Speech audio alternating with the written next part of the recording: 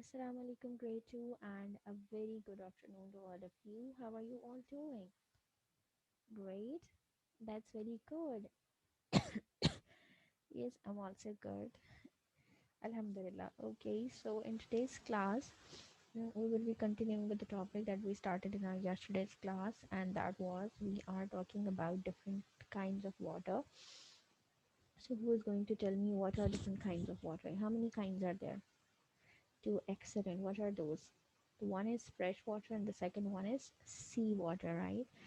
And how is fresh water different from seawater?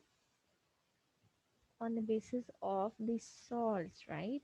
Because in seawater we have a huge amount of salt. That is why it is not fit for drinking, not fit for cooking, not fit for washing and cleaning, right? So we have already done with the sea or the salty waters. Now in today's class we will talk about the other kind, that is fresh water. So let's start with a reading of chapter in your book. There are three different types of fresh waters given in your book. The first one is streams, then we will discuss rivers, and finally lakes. Okay, and then we will talk about the we will look at their images as well. So let's start with streams. When the snow on the mountains melts in the summer, it becomes water. You know that in winter season, basically the heavy snowfall is there, especially in northern areas, right? And when it melts, it creates streams there. So the water flows as stream from the top of the mountain to the valley, and water flows from top from where it melts to the valley. Streams flow into the nearby rivers or lakes, and then they adds into the nearby lakes or rivers wherever they are flowing. Now, if we talk about, and there is this picture of stream, a beautiful stream in your book as well. See, this is a stream. Maybe it is the result of the snowfall which was there on these mountains. When it melts down, it has become a stream. Look at the river.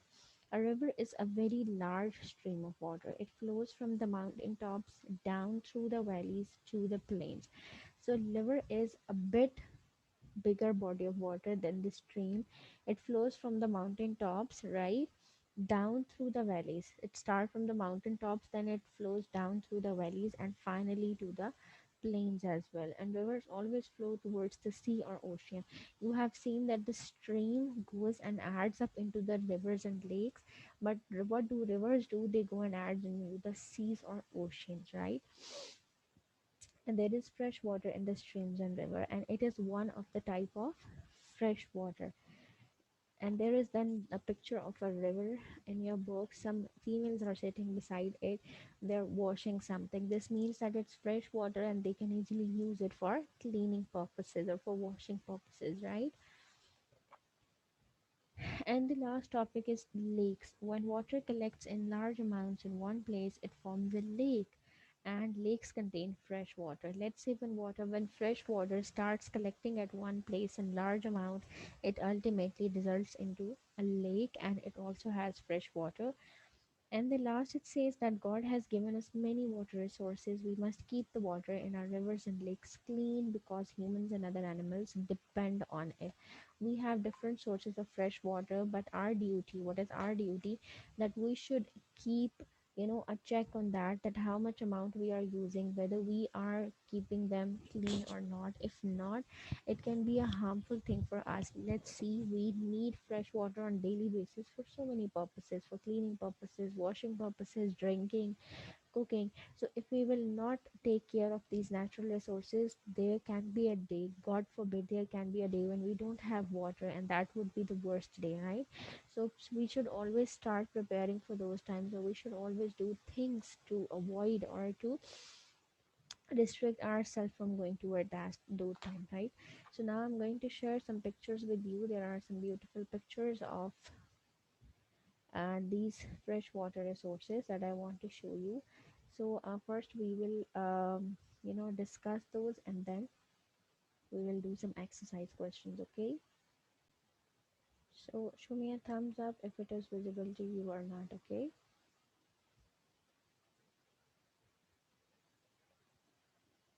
so the very first thing is, what is a stream? Stream is a software.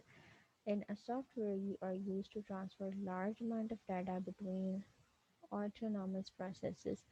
Okay, so that is Basically, if we talk about stream, or if we want to understand this term in an easy way, the thing is that what do streams do? If we talk about in computer language, stream basically transfer large amount of data between two processes, right?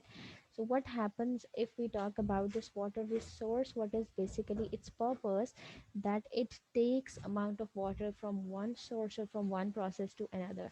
Like we have already discussed that streams, what happens that when there is heavy snowfall on the mountains in winter, it basically melts down and then it goes and adds up into river. So snow falling on mountains and then rivers, they are two processes, right, or two autonomous processes, and stream acts as a transfer, or it acts as a link between these two, right? So stream, what do that they take water from those mountains and take them to the river. So it acts as a link between both of them. Got it? So, right? So stream acts as a channel or link between two processes. On one side there is this snowfall, and the other side there is rivers, and it links them, it connects them together, right? Now let's look at the next source, or the next form of water.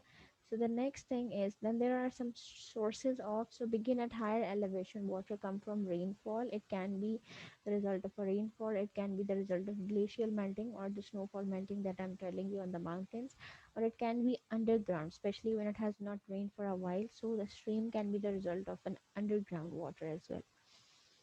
The next source is, what is a river? So a river is a water body which is larger than the stream of fresh flowing water, usually emptying into the sea.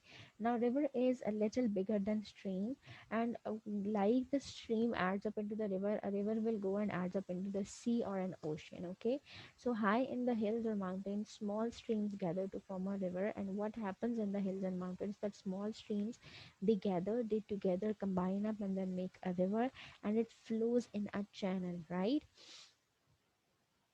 Then there is a small difference between rivers and lakes. River is a flowing body of water, where lake is a standing body. Rivers flow.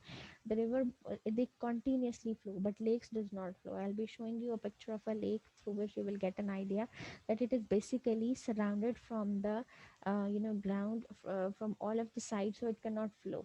And river has no limitations, right? So river connects to a large body of water, and lake does not connect to another body of water. It is all alone. Like it have a said this, that lakes go and adds into something. No, it does not. It creates by its own, and then it's end sometimes as well. Rivers are natural bodies of water, but lakes can be either natural or artificial.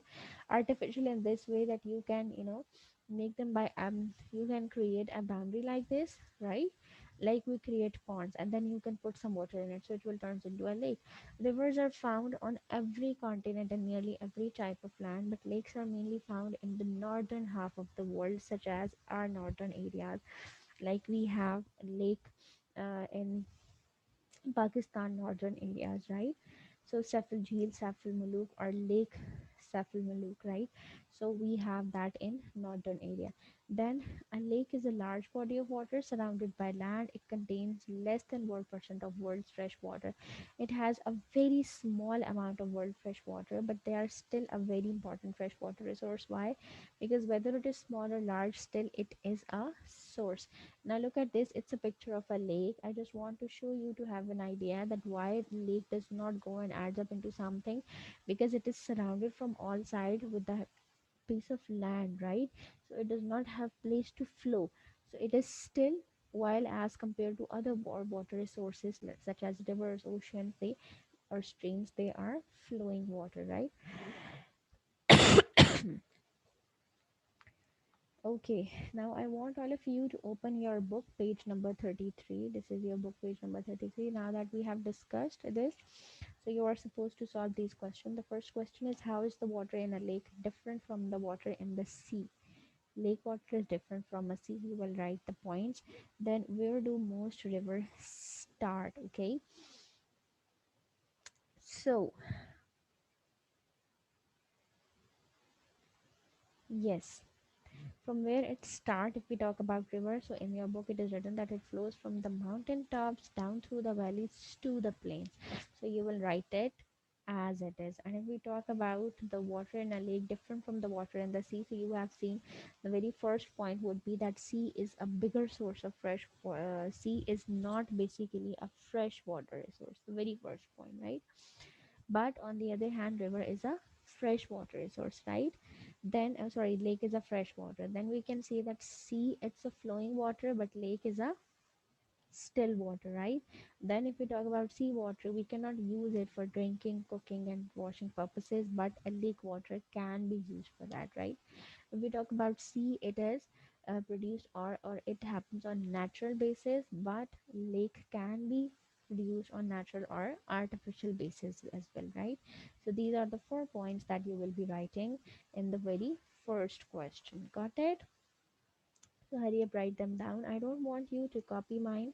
I want you to write them in your own words. Okay, so write them down and let me know if you are done or not. And if you are done, so that's great. We are done with this topic. And inshallah, in tomorrow's class, we will, do the rest of its questions. Or you, what you can do, that you can do the next two questions as your home assignment. The first question is, write these in order of size, because we have already discussed this. So you will be writing them in the order of size, that what is the water body which is in larger size. So let's say I gave you a hint that sea comes on first, and you will arrange the rest by yourself. And where do you find salty water? Again, a very simple question, one word question. So you will be solving these two as a home assignment. I'll be seeing you in the next class. Take care. Allah Hafiz.